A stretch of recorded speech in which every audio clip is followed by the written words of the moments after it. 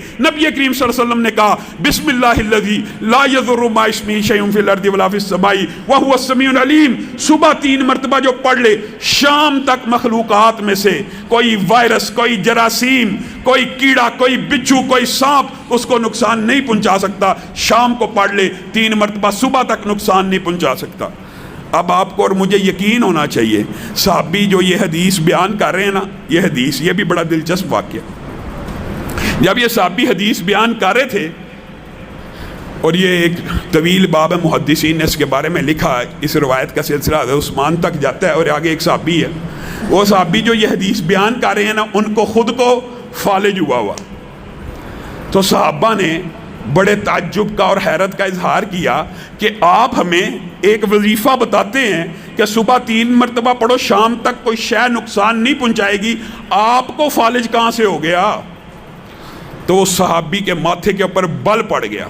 کہا کیا رسول اللہ صلی اللہ علیہ وسلم کے کلام میں شک کرتے ہو؟ اللہ کی قسم یہ کلام رسول اللہ کا ہے، اور رسول اللہ کی بات میں کوئی شک نہیں ہو سکتا. ایک دن ایسا آیا تھا، میں غصے میں ایسا آ گیا، غصے سے میرے دماغ کی کیفیت ایسی ہو گئی کہ میں یہ وظیفہ صبح اٹھ کے پڑھنا بھول گیا. اسی دن میرے اوپر فالج کا اٹیک آ گیا. جو صحابی بیان کر رہے ہیں وہ خود بتا رہے ہیں. میں اور آپ کلام اللہ کی طرف توجہ نہیں ہے. وَنُنَزِّلُ مِنَ الْقُرْآنِ مَا هُوَ شِفَاء. اللہ کہہ رہا ہے یہ کتاب پوری کی پوری شفا ہے. کوئی بھی بندہ کسی بھی آیت کو کسی بھی بیماری کے لیے پڑھ لے، کوئی حرج کی بات نہیں. پڑھے گول گول کے پینے سے یا لٹکانے سے یا لکھنے کی بجائے اس کو پڑھے، چاہے شفا کے لیے پڑھے چاہے ثواب کے لیے پڑھے، دونوں باتیں جائز ہیں. اس کی وضاحت میں نے صبح آپ کے سامنے کر دی تھی. نبی کریم صلی اللہ علیہ وسلم نے سورت فاتحہ کی بہت سے فضائل و مناقب جو بیان کیا، آپ کو پتہ ہے اس کو سورت الصلاۃ بھی کہتے ہیں. انشاءاللہ کبھی موقع آیا اس کے اوپر تفصیلی گفتگو ہوگی. لیکن ایک مجرب نسخہ اس حوالے سے جو ہمارے اسلاف بیان کرتے ہیں، معزز سامعین گرامی قدر، یہ جو تعداد ہوتی ہے نا بعض وظائف کی، اس کے اندر جو 313 کا بعض علماء عدد بتاتے ہیں، یا 500 یا 1000 دفعہ، یہ اس لیے بتاتے ہیں کہ بندہ کم از کم اتنا پڑھ لے، کثرت سے پڑھے. اگر تعداد نہ بتائی جائے لوگ پڑھتے نہیں ہیں. اور یہ جو تعداد ہوتی ہے نا، یہ اصل میں رسول اللہ صلی اللہ علیہ وسلم سے ثابت نہیں ہوتی، یہ لوگوں کے ذاتی تجربات ہوتے ہیں. رسول اللہ سے بعض وظائف کی تعداد ثابت ہے، انشاءاللہ وہ بھی آپ کے سامنے رکھیں گے. سورت فاتحہ کے بارے میں ایک بڑا مجرب جو نسخہ ہے وہ آپ کو بتانا چاہتا ہوں. حافظ محمد گوندلوی صاحب رحمہ اللہ اور ہمارے اسلاف بیان کرتے ہیں کہ انسان کسی موذی مرض کا شکار ہو جائے، کسی بیماری کا شکار ہو جائے، تو اس کو چاہیے یا تو سورت فاتحہ کو 7 مرتبہ پڑھا کرے، 7 مرتبہ پڑھا کرے، یا سورت فاتحہ اکیلی کو 41 مرتبہ پڑھا اور اس کا دم کیا کرے، کہ پانی کے اوپر پڑھ کے یا اپنے اوپر براہ راست اس کا دم کر لیا کرے. یہ دونوں مجرب ترین وظیفے ہیں. اور مولانا عبدالستار حماد جو مفتی اعظم ہیں اہل حدیث کے، وہ خود بیان کرتے ہیں میں نے اپنی بیماری کے اندر سورت فاتحہ 7 مرتبہ، یہ بھی نوٹ کر لیں، سورت بقرہ کی پہلی 5 آیات 7 مرتبہ، آیت الکرسی 7 مرتبہ، اور چاروں کل آخری 7 مرتبہ پڑھے ہیں. میں نے آج تک کوئی گولی اور دوائی ڈاکٹروں کی نہیں لی.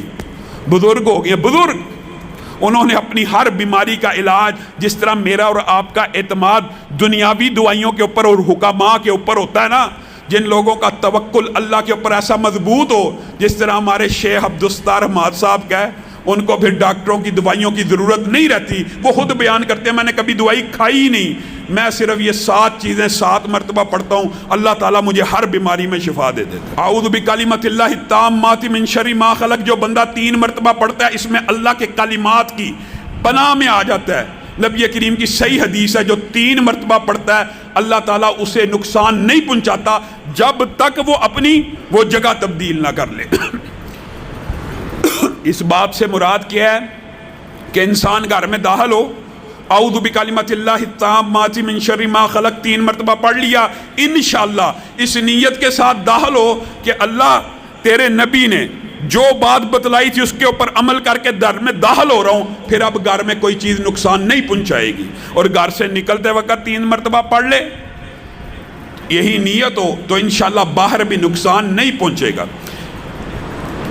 اس کے بعد نبی کریم صلی اللہ علیہ وسلم نے سورت بقرہ کے بہت سے فضائل بیان کیے ہیں قرآن پاک کے اندر۔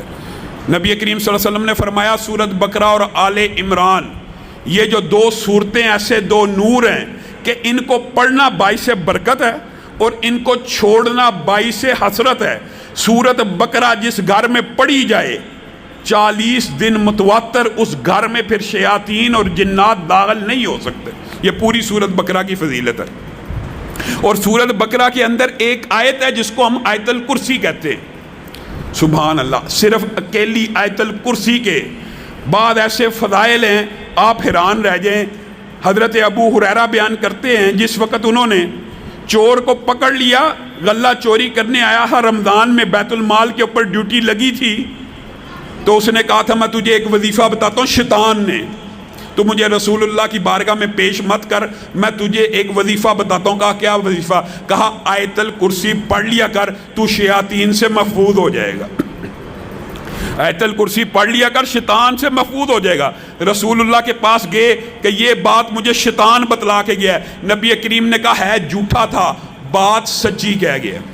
اسی طرح حضرت ایوب انصاری کی روایت کے اندر انہوں نے ایک شیطانہ یعنی جننی کو پکڑا، اس نے یہ کہا کہ اگر آپ رات کو پڑھیں گے صبح تک شیاطین کے اور ہر شے کے شر سے محفوظ ہو جائیں گے، اور اگر صبح پڑھیں گے شام تک، شام کو پڑھیں گے صبح تک۔ اور ایک اور روایت ابی ابن کعب کی بھی ساتھ ملا لی جائے تو یہ پتہ چلتا ہے اس کے اندر بھی الفاظ یہی ہیں، انہوں نے بھی ایک شیطان کو پکڑ لیا، اس نے بھی آیت الکرسی کا وظیفہ بتایا۔ تینوں حدیثوں کا جمع کیا جائے تو آیت الکرسی جب انسان صبح پڑھے تو شام تک شیاطین سے بھی بچ جاتا ہے اور باقی مخلوقات کے شر سے بھی بچ جاتا ہے۔ جو بسم اللہ الذی لا یضر کا اثر ہے وہی اثر آیت الکرسی کا ہے۔